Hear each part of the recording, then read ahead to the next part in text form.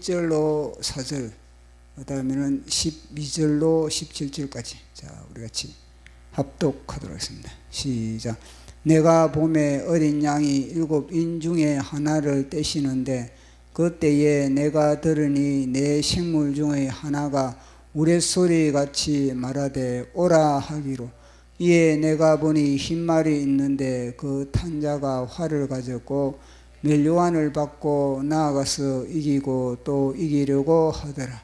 둘째 인을 떼실 때에 내가 들으니 둘째 생물이 말하되 오라 하니, 이에 다른 붉은 말이 나오더라. 그 탄 자가 허락을 받아 땅에서 화평을 제하여 버리며 서로 죽이게 하고 또 큰 칼을 받았더라. 내가 보니 여섯째 인을 떼실 때에 큰 지진이 나며 해가 검은 털로 짠 상복같이 검어지고 달은 온통 피같이 되며 하늘의 별들이 무화과 나무가 대풍에 흔들려 설익은 열매가 떨어지는 것 같이 땅에 떨어지매 하늘은 두루마리가 말리는 것 같이 떠나가고 각 산과 섬이 제자리에서 옮겨지매 땅의 임금들과 왕족들과 장군들과 부자들과 강한 자들과 모든 종과 자유인이 굴과 산들의 바위 틈에 숨어 산들과 바위에게 말하되 우리 위에 떨어져 보좌에 앉으신 이의 얼굴에서 그 어린 양의 진노에서 우리를 가리라. 그들의 진노의 큰 날이 이르렀으니 누가 능히 서리요 하더라. 아멘. 잠깐 기도하겠습니다. 성삼위일체 하나님 아버지, 오늘도 이 공간에 우리와 함께 하심을 감사합니다. 우리 각 사람의 영혼의 시각을 사도 요한처럼 열어주시고 하늘 보좌로 옮겨주시고 하늘 보좌가 이곳에 펼쳐짐으로 인하여서 예수님이 두루마리에 인을 떼실 때 그 속에 숨겨져 있는 하나님의 뜻을 명확하게 볼 수 있는 지각이 열리는 시간 되기를 원합니다. 성령 하나님께서 우리 각 사람을 말씀의 현장으로 인도하시고 말씀을 전하는 제 자신도 성령의 7 눈으로 온전하게 주님께서 주신 것을 밝혀 보이는 그런 또 사명과 그런 또 대은의 사명을 잘 감당하기를 원합니다. 이 모든 것 감사 영광 돌리며 예수님 이름으로 기도드리옵나이다.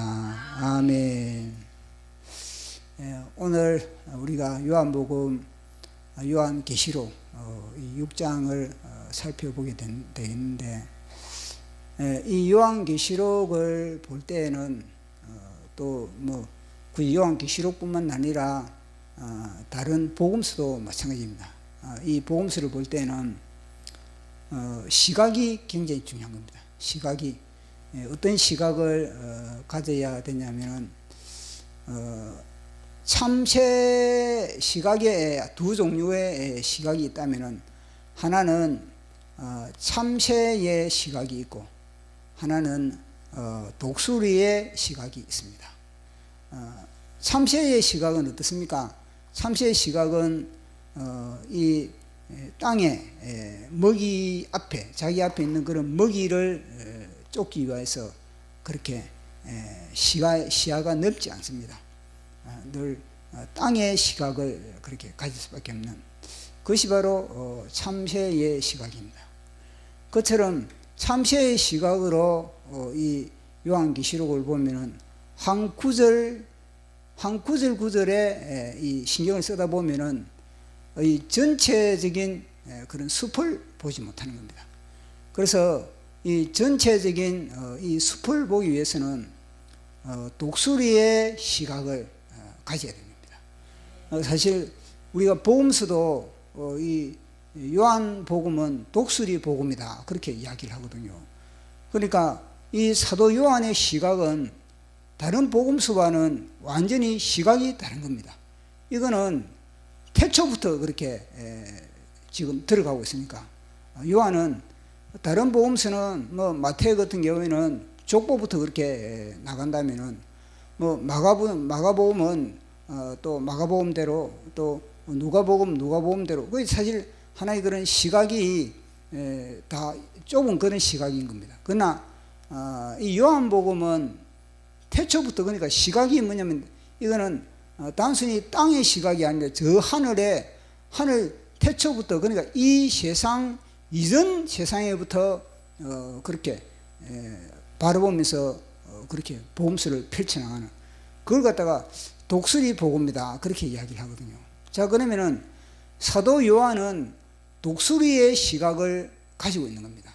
그래서 요한계시록도 단순히 독수리의 그런 시각의 그런 앵글로서 이 복음서를 기록하고 있는 겁니다.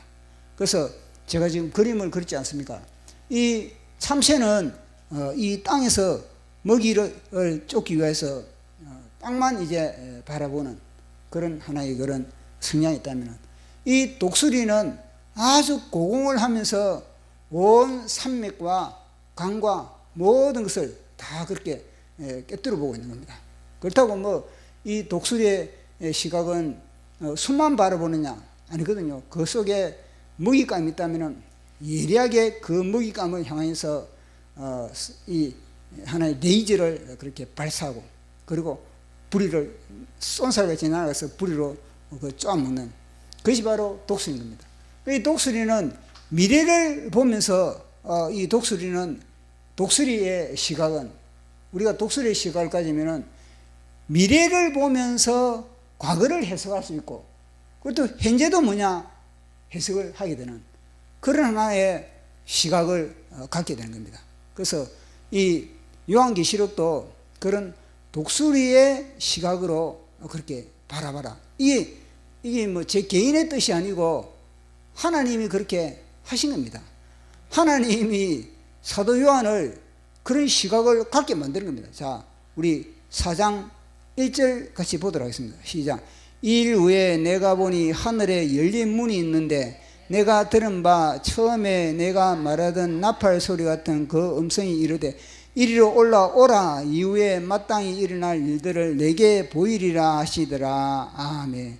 그러니까 이거는요 사장이지 않습니까? 사장에 하나님이 이리로 올라오라. 그러니까 아니 1장과 2장과 3장 2장 3장은 교회에 대한 그런 하나의 진단이지 않습니까?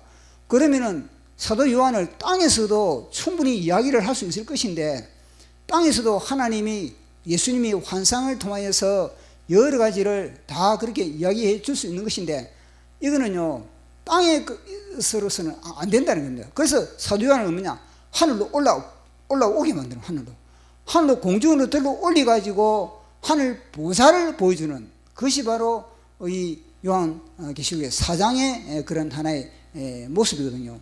하나님도 뭐냐, 우리가 땅에서 볼 것이 있고, 그리고 하늘에서 우리가 마치 이 드론으로서 밑을 상공에서 지상을 바라보듯이, 독수리가 고공행진을 행하여서 공공행진에서 밑을 바라보듯이 그런 시각으로 그렇게 주님은요 사도 요한을 끌어올리는 겁니다. 그걸 끌어올려 가지고 미래를 이제는 바라보게 됩니다. 그러니까 미래를 본다고 미래만 바라보는 것이 아니거든요. 사도 요한은 미래를 보면서 뭐냐, 현재와 과거가 해석이 되어버린 겁니다. 이것도 똑같은 겁니다. 우리가 이거는 뭐냐, 역사라는 것 자체는 늘 우리가 알고 있지, 역사는 반복이 된다 그러잖아요. 반복. 그러니까 역사는 반복되기 때문에 동일한 겁니다. 그래서 이거는 미래가 보이면은 그것을 통해서 뭐냐, 현재가 해석되고, 그리고 또 과거가, 그리고 무엇이가 다 해석이 되는 그런 하나의 구조 속에 있다는 것을 말씀하는 겁니다. 그래서 사도 요한을 하늘로 완전히 끌어올려 가지고 이제는 모든 것을 보여주고 있는 겁니다. 그래서 사도 요한이 하늘로 올라간 그런 상태. 그 다음에 중요한 것은 뭐냐면은 이 요한계시록을 하나님이 먼저 사도 요한에게 하늘로 끌어올린 것은 이제는 4장의 하늘 보좌를 보여주는 거거든요. 그 보좌를 보여줄 뿐만 아니라 이 사도 요한을 통해서 우리가 오늘 해석에 나아가야 할 이 성경은 뭐냐면요, 하나님이 이 6장은 하나님이 교회를 깨우는 하나의 나팔 소리다. 이걸 갖다 전제를 해야 되는 겁니다.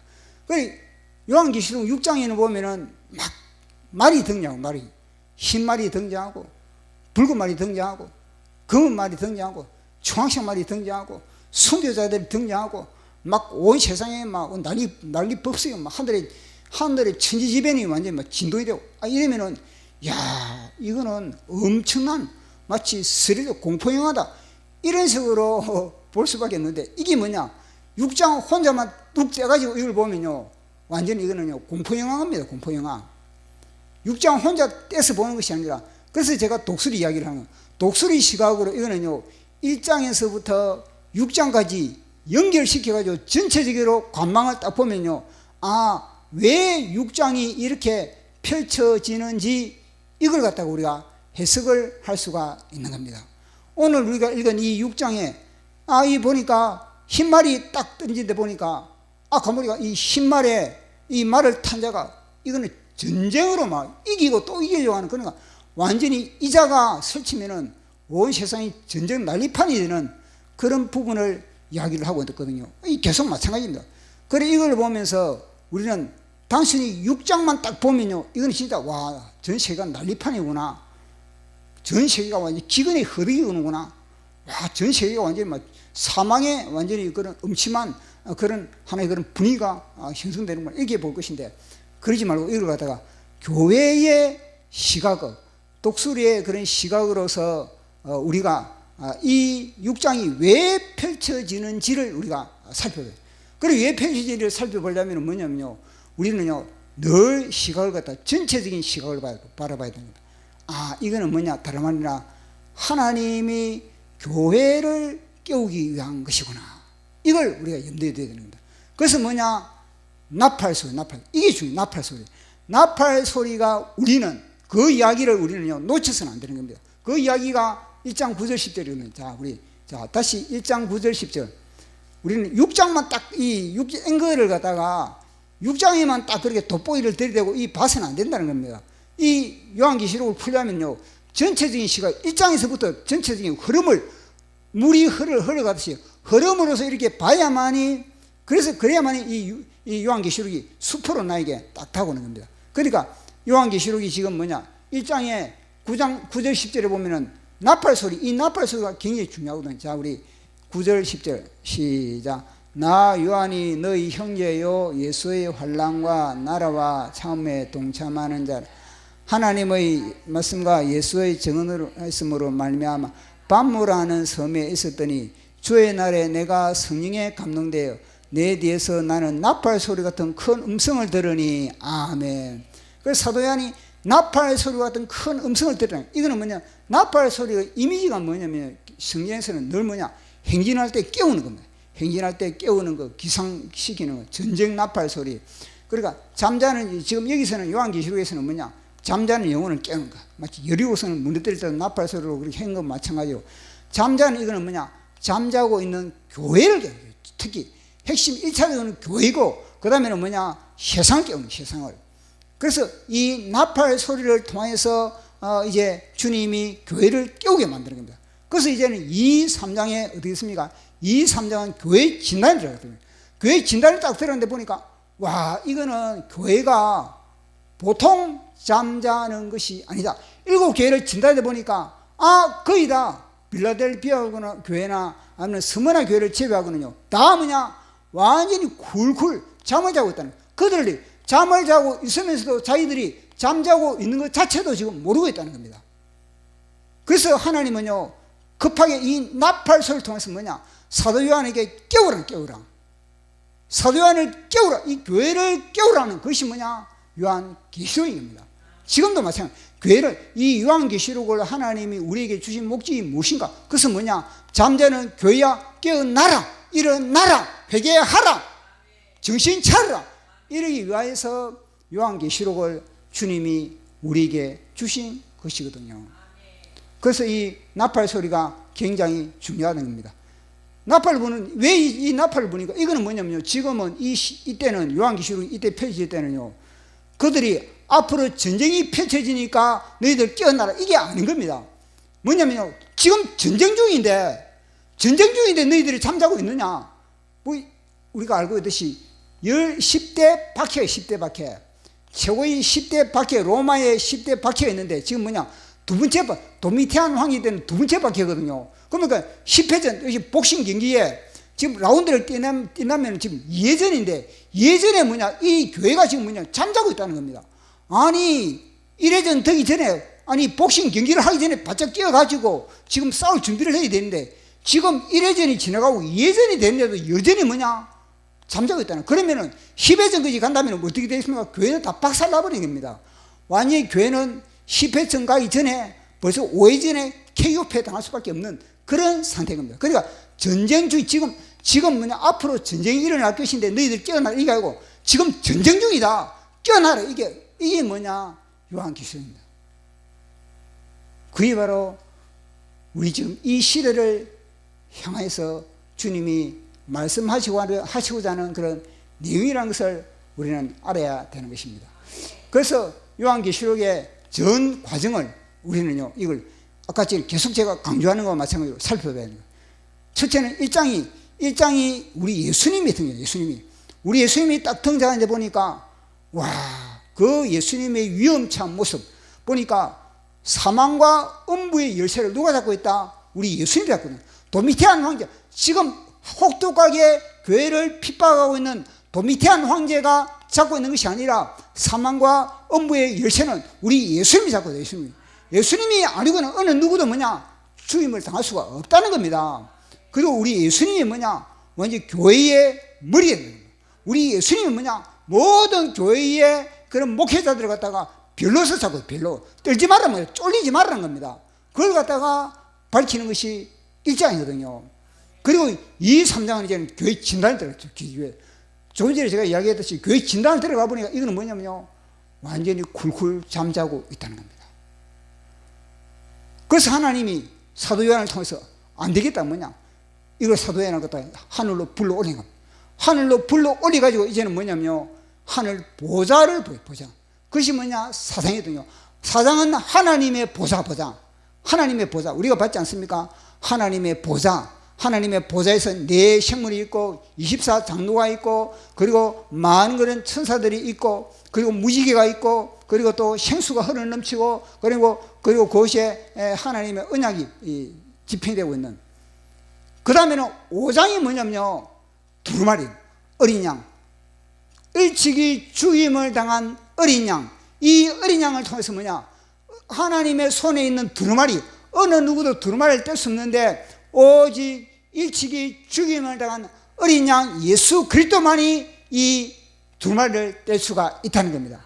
그런데 사도 요한이 놀란 것은 무엇이냐면요, 이 어린 양이 이 땅에서도 그렇게 겸손하신 분인데 하늘 보좌에서 뭐냐, 그렇게 겸손하다. 그러니까 예수님 주위에 내 생물, 힘 있는 천사보다 사도 요한이 볼 때는 주목할 만한 것이 아니었는데 보니까 나중에는요, 아, 우리 어린 양이 뭐냐, 그 두루마리를 뗄 수 있는 가장 큰 능력과 힘과 지혜와 찬송과 영광과 존귀를 받기에 합당하다, 이 찬양이 흘러넘치는 겁니다. 그래 어린 양이 두루마리를 딱 뗐을 때 비로소 뭐냐, 이 6장이 펼쳐지게 되는 겁니다. 그래서 이 6장을 갖다가 독립적으로 우리가 읽으면요, 계속 제가 얘기한 거 마찬가지로 이거는 뭐 공포 스릴러 영화인데 이렇게 딱 흘러보면, 아, 하나님이 왜 6장을 이렇게 펼쳐 보이는가, 이걸 우리가 알 수 있는 겁니다. 이 6장은요 절대 교회와 연관시키지 않으면 안 된다는 겁니다. 교회와 밀접한 연관이에요. 교회와 밀접한 연관이 있다. 왜 교회와 밀접한 연관이 있는가? 그것은 다른 말로 교회를 깨우기 위한 것이라는 겁니다. 교회를 깨우고 세상을 깨우기 위한 그런 하나님의 프로젝트가 이 6장 속에 다 들어있다는 겁니다. 그러면 이 6장은 우리가 어떻게 해석을 해야 되는가? 맨 먼저 6장을 딱 떼니까 흰말이 등장하거든요. 흰말이 등장하는데 이 흰말에 대한 주석이 참 진짜 많습니다. 어떤 사람은 이거는 적그리스도다 그렇게 하고, 어떤 사람은 이 흰말은 복음의 선이다 이렇게 해석을 하고, 아니 정반대로 그렇게 해석을 하는 거거든요. 근데 그렇게 해석을 하면 안 되고, 이 6장은 뭐냐면 하나님께서 교회를 향해서 또한 세상을 향해서 흔들어 깨우는 하나의 그런 하나님의 그런 기질이다. 이렇게 기질. 그러니까 그들을 통해서 교회를 핍박하는 그 세력들을 통해서, 악인들을 통해서 하나님은 교회를 흔들어 깨우는 그런 하나의 장치를, 그런 하나의 그런 절차를 밟아가고 있다. 이긴 겁니다. 그러니까 이 전쟁들, 그 모든 전쟁들도 뭐냐, 다 교회를 갖다가 정금으로 빚기 위한 하나님의 풀무불이다. 이거는 딱 한마디로 제가 이야기하면, 하나님은 이 6장은 다름 아니라 교회를 갖다가 정금으로 그렇게 빚기 위한 하나의 풀무불 속에 교회를 던져낸다. 왜냐? 교회 이 3장을 보면요, 이리 안 하면 깨어나겠습니까? 지금 우리 대한민국 교회를 생각해 봅시다. 대한민국 교회가 지금 이런 여러 가지 지금 몇 년 사이에 엄청난 어려움이 있는데 대한민국 교회가 깨어났습니까? 우리가 볼 때도 이래가지고 대한민국 교회가 깨어나겠습니까? 엄청난 압박을 하는 거예요. 엄청난 압박이 없으면요, 절대 깨어나지 않는 겁니다. 그 압박이 바로 이 신말이 등장하고, 그 다음에는 전쟁이 등장하고, 그 다음에 기근이 등장하고, 그 다음에 죽은 자들이 등장하고, 그 다음에는요, 순교자들이 등장하고, 그 다음에요, 온 세상을 막 뒤흔들어 버리는 이런 작업을 하고 있다는 겁니다. 그래서 이 신말은 다름 아니라 하나님께서, 그는 신말도 뭐냐, 자기 스스로 내가 이 완전히 세상을 갖다 내가 완전히 난리판으로 내가 만들겠다, 이게 아니고, 이것도 뭐냐, 하나님의 허락하에서. 그러니 이 신말은 다름 아니라 이 악의 세력들이 나름대로 자기들이 스스로 이렇게 어떻게 뭐 해보겠다, 절대 이것도 옥독가시거든요. 이것도 하나님의 명령과 하나님의 지하에서 이들은 다 움직이는 겁니다. 누구를 위하여? 교회를 깨우기 위한 것입니다. 그래, 이런 시각으로 보지 않으면요, 이거는 요한계시록 6장을 갖다가 해석이 안 되는 겁니다. 그 다음에는 이 흰말이 등장하고, 그 다음에는 붉은 말이 등장하고, 역시 전쟁, 이것도 전쟁입니다. 근데 이 전쟁이 더 이제는 뭐냐면요, 그것이 심화되는, 심화. 그 전쟁이 끝나는 것이 아니라 여기 뭐냐, 더 심화. 그동안에 맺었던 그런 모든 평화 조약들이 다 파기되고, 더욱더 더 큰 전쟁이, 더 확대된 전쟁이 일어나는 것이 바로 이 붉은 말인 겁니다. 그 다음에 등장하는 말이 검은 말이거든. 전쟁이 일어나면 어떻게 되겠습니까? 농사를 지을 수 있겠습니까? 무역이 오되 마음대로 이 해상 무역 같은 게 제대로 이게 원활하게 되겠습니까? 그리고 뭐냐? 식량난이 일어나는 거예요. 엄청난 식량난이 일어날 수밖에 없는 겁니다. 그것이 검은 말인 겁니다. 그 다음에는 이제는 청황색 말. 그건 뭐냐? 죽음. 많은 그런 시체들이 뒹굴 수밖에 없는. 아니, 왜냐? 온갖 질병과, 그러면 먹지 못하면 영양실조와, 그리고 온갖 그런 병균들과, 그러면 건강에 문제가 있지 않습니까? 그럼 뭐냐? 많은 사람들이 죽을 수밖에 없는 겁니다. 그 뭘 말해주는 거야? 교회를 흔들게. 교회야 깨어나라. 교회를 깨우는 하나님의 작업인 겁니다. 다 하나님의 프로그램 하에서 뭐냐? 모든 프로그램 하에서 모든 것이 다 진행되고 있는 거예요. 그러나 하나님의 시각은 뭐냐? 오직 교회를 깨울게요. 오직 교회, 내 택한 백성들, 그 교회를 통해서 뭐냐? 세상에 남은 자들을 갖다 구원시키는, 콜링시키는, 아니, 이런 어려움이 없으면 어떻게 주님께 돌아가겠습니까? 이 3장의 그런 상태로 어떻게 주님께 돌아가겠습니까? 우리 개인도 지금 우리의 과거를 생각해 봅시다. 우리 과거로. 우리가 어떻게 예수님을 믿었습니까? 누가 전도해가지고 교회 와봐라. 그래, 교회 와서 예수님 만난다. 이런 것은 100에 한두 명 있을까 말까. 다 뭐냐?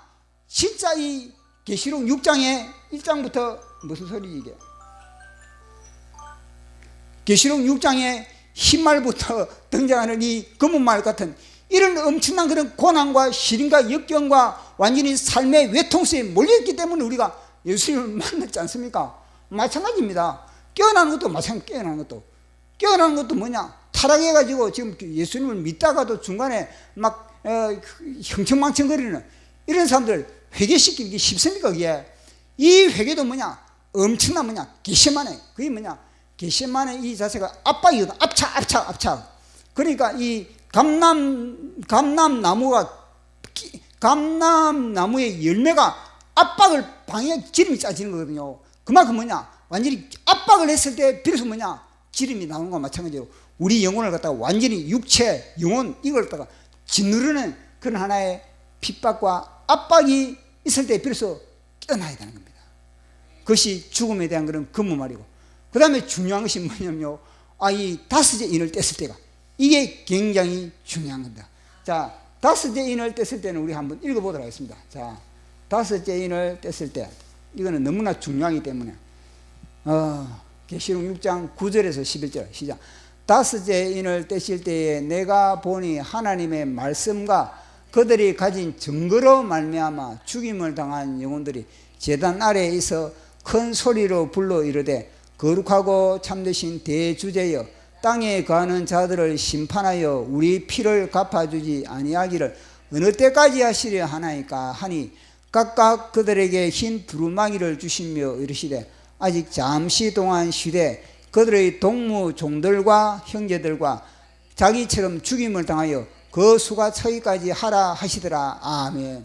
다섯째 인을 떼실 때 보니까 뭐냐면 그동안에 인을 뗄 때 그 수많은 첫째인 전쟁, 그리고 더 확대된 전쟁, 그리고 기근, 그리고 또 뿐만 아니라 많은 그런 핍박, 죽음, 이 모든 것을 인하여서 뭐냐?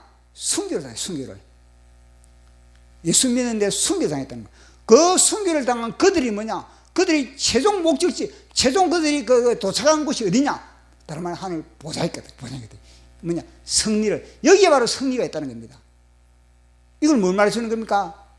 죽기까지 싸우라, 이 겁니다.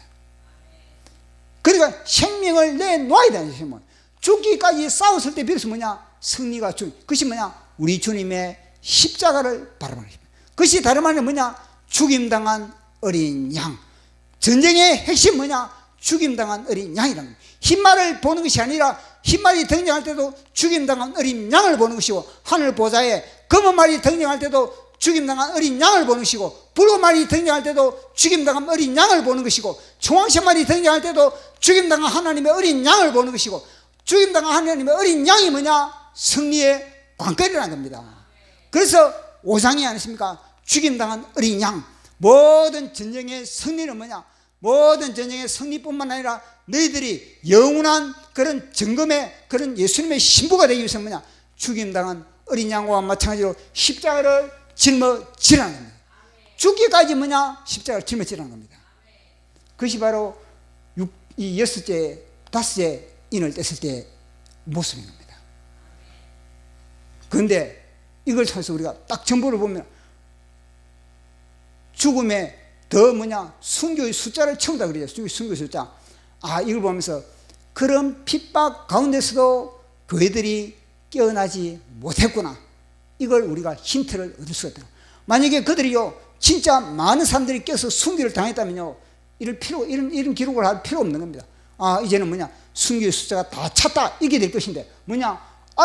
아직까지도 순교의 숫자가 차지 못했다는 겁니다. 이들은 그 당시에는 그들이 핍박을 받고 순교를 했을 때 사람들은 저 인생 실패다, 저 인생 망조다, 저 가문은 이제는 끝났다, 그렇게 했는데 뭐냐? 영원한 승리의 자리, 흰옷을 입는 예수님의 신부의 자리에 올라가 있다는 것을 우리에게 보여주고 있는 겁니다. 그래서 이걸 통해서 싸움은 어디까지 가야 되는가? 살고자 하면 안 된다는 거예요. 내가 죽고자 하는 거예요. 죽고자 했을 때 비로소 뭐냐?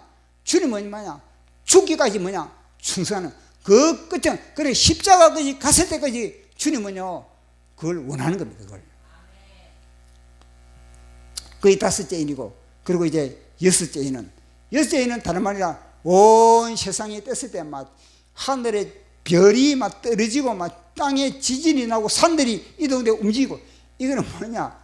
땅에 의지할 게 없다는, 땅에 뭐 하나 의지할 것, 어디 하나 피할 곳이 없다는 겁니다. 오직 피난처는 뭐냐? 예수 그리스도밖에 없다. 우리가 진짜 의지할 대상이 무엇인가를 보여주기 위해서 땅의 것에 대해서 완전히 뒤흔들어 버리는, 이걸 말해주고 있는 겁니다. 그것이 여섯째 인을 뗐을 때의 그런 모습이거든요.